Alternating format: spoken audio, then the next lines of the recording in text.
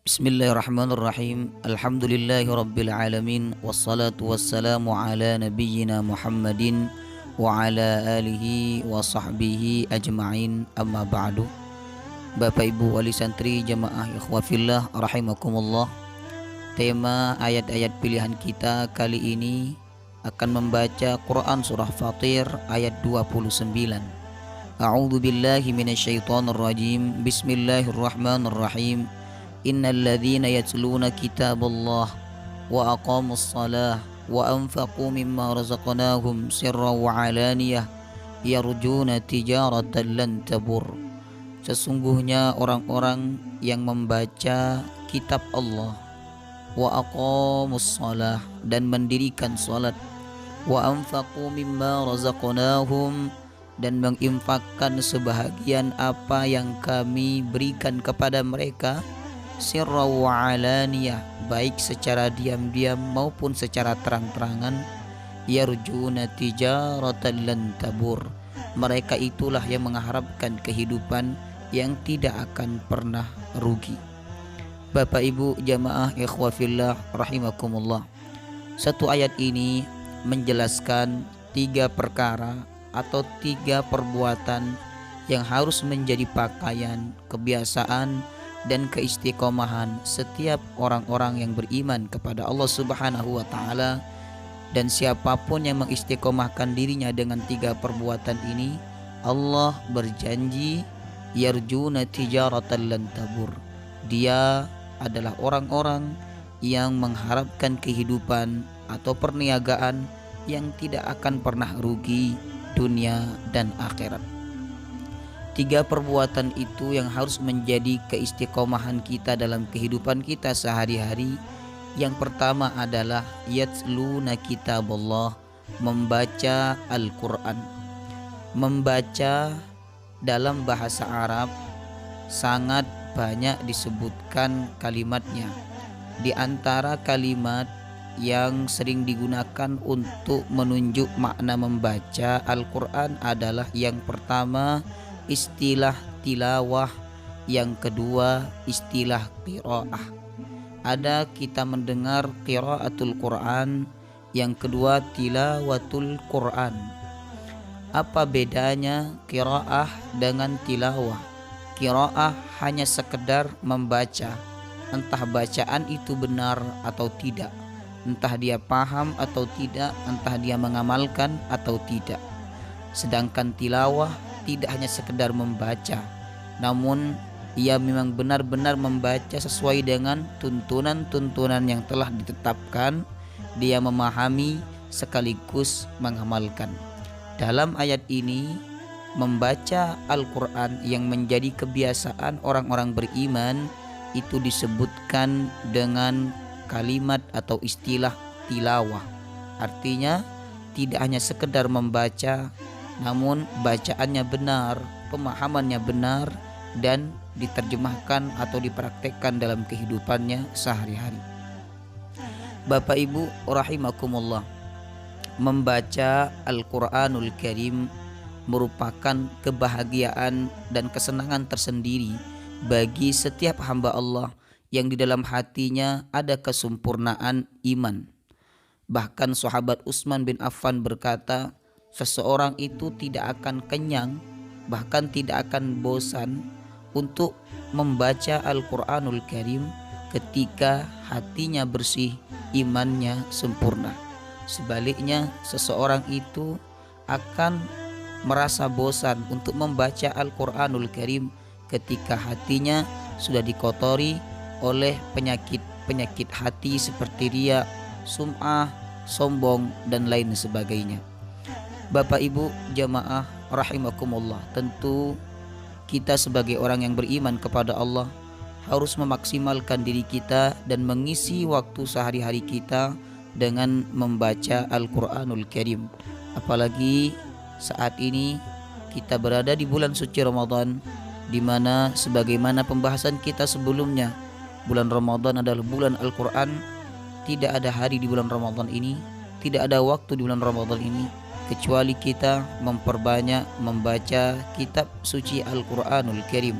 Sudah berapakah kita hatam Al-Quran selama Ramadan 7 hari ini? Sudah berapa banyak kita membaca Al-Quranul Karim? Itu harus menjadi renungan kita di bulan suci Ramadan. Bapak Ibu jamaah rahimakumullah. Kemudian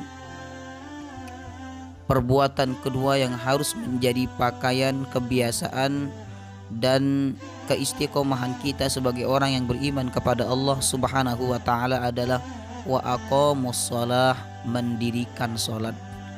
Apapun yang terjadi jangan tinggalkan salat, sebab ibadah ini merupakan ibadah yang tidak bisa ditawar. Tidak ada ibadah yang Rasulullah SAW perintahkan kita untuk mendidik anak-anak kita mulai dari umur 7 tahun kecuali ibadah sholat. Bahkan Nabi berkata, jika ia sudah berumur 10 tahun namun meninggalkan ibadah sholat, maka pukullah dia dan sambillah didik dia agar istiqamah melaksanakan ibadah sholat. Inilah yang kemudian diminta oleh Nabi Ibrahim alaihissalam, Rabbi ja'alni muqimas salati wa min dzurriyyati. Ya Allah, jadikan aku orang-orang yang istiqomah mendirikan salat dan juga keturunan-keturunanku. Bapak Ibu jamaah rahimakumullah, mendirikan salat dalam kalimat ini atau dalam ayat ini disebut dengan kalimat aqamu. Aqamu berasal dari kata iqamah, artinya tegak, sempurna, kemudian lurus. Allah Subhanahu wa taala memerintahkan kita untuk melaksanakan sholat dengan menggunakan kata aqamu. Itu artinya Allah ingin kita tidak hanya sekedar melaksanakan sholat begitu saja, kita tidak hanya sekedar mengangkat tangan, ruku, sujud, i'tidal dan seterusnya. Tidak hanya gerakan fisik, namun ada gerakan batin yang mengikuti gerakan fisik saat melaksanakan ibadah sholat. Lalu bagaimana agar gerakan batin itu mengikuti gerakan fisik saat melaksanakan ibadah sholat? Saat sujud, batin juga ikut sujud. Saat ruku, batin juga ikut ruku. Saat takbir mengucapkan Allahu Akbar, batin membesarkan Allah Subhanahu wa taala. Saat membaca Al-Fatihah, batin benar-benar meresapi maknanya dan menghayatinya. Bagaimanakah itu bisa terjadi? Allah Subhanahu wa taala berikan resepnya dalam Al-Qur'anul Karim di ayat yang lain. Allah berfirman, wa innaha lakabiratun illa 'alal khashiin. Sesungguhnya salat itu berat dilakukan kecuali atas orang-orang yang khusyuk. Siapa itu orang-orang yang khusyuk? Alladzina yadhunnuna annahum mulaqu rabbihim. Orang-orang yang hatinya bertekad bahwa dia akan bertemu dengan Tuhannya. Ternyata cara kita bisa khusyuk, batin kita mengikuti gerakan sholat kita adalah kita menanamkan sebelum melaksanakan ibadah sholat itu bahwa kita akan menemui Allah, akan bertemu dengan Allah Subhanahu wa taala, Sang Pencipta, Sang Maha Kuasa yang mengendalikan kehidupan kita. Ketika kita ingin bertemu dengan sosok orang manusia yang sempurna, yang mulia, tentu kita akan bersih diri, tentu kita akan berpenampilan sempurna. Dan ini harus dilakukan lebih baik, lebih sempurna ketika kita menghadap kepada Allah Subhanahu wa taala. Kemudian kunci kedua kata ayat yang lain adalah wa annahum ilaihi rajiun, dan mereka yakin bahwa mereka akan kembali kepada Allah. Ternyata cara agar batin kita juga ikut sholat adalah kita menanamkan bahwa itu merupakan sholat terakhir bagi kehidupan kita. Karena itu baginda Rasulullah SAW bersabda, "Sallu salatal muwaddi'." Sholatlah kalian sebagaimana sholatnya orang yang ingin berpisah. Seakan-akan itu sholat terakhir dalam kehidupan kita. Itulah resep yang disebutkan oleh Al-Quran agar fisik kita tidak hanya fisik kita yang sholat, namun batin kita, hati kita, pikiran kita juga mengikuti ibadah sholat, mengikuti ruku, mengikuti sujud dan seterusnya. Kemudian perintah salat dalam ayat ini disebutkan dengan kalimat jamak, kalimat yang bermakna banyak. Itu artinya salat sangat-sangat dianjurkan, sangat-sangat ditekankan untuk dilakukan secara bersama-sama atau berjamaah. Sebab salat berjamaah itu nilainya jauh lebih besar, jauh lebih istimewa dibandingkan salat sendirian. Bahkan Rasulullah SAW ketika peperangan, di saat-saat yang genting, Allah masih perintahkan beliau dan para sahabatnya untuk melaksanakan ibadah salat jamaah. Kata Allah, wa idza kunta fihim fa aqamta lahumus shalah. Jika engkau bersama mereka Muhammad saat peperangan, engkau bersama mereka para sahabat, fa aqamta lahumus shalah, maka dirikanlah salat bersama mereka. Bapak Ibu jamaah rahimakumullah, dari sinilah kemudian Imam Ahmad bin Hanbal mengatakan bahwa salat jamaah itu hukumnya fardhu ain. Dalil lain dikatakan bahwa Rasulullah SAW akan membakar rumahnya para sahabat yang mereka enggan untuk melaksanakan salat berjamaah. Seandainya Nabi hidup sampai saat ini, betapa banyak rumah yang akan dibakar oleh Rasulullah SAW, karena melihat umatnya banyak sekali tidak melaksanakan sholat berjamaah. Kemudian perbuatan ketiga yang harus menjadi pakaian dan kebiasaan kita sebagai orang beriman adalah wa anfaqu mimma razaqnahum, menginfakkan sebahagian apa yang Allah berikan kepada kita.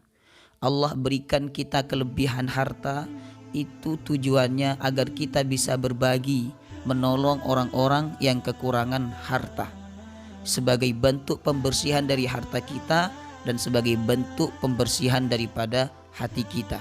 Sebagaimana yang sering saya sampaikan, seseorang yang terus memakan, terus meminum, namun dia tidak BAB atau BAK, maka makanan itu atau minuman itu akan menjadi penyakit.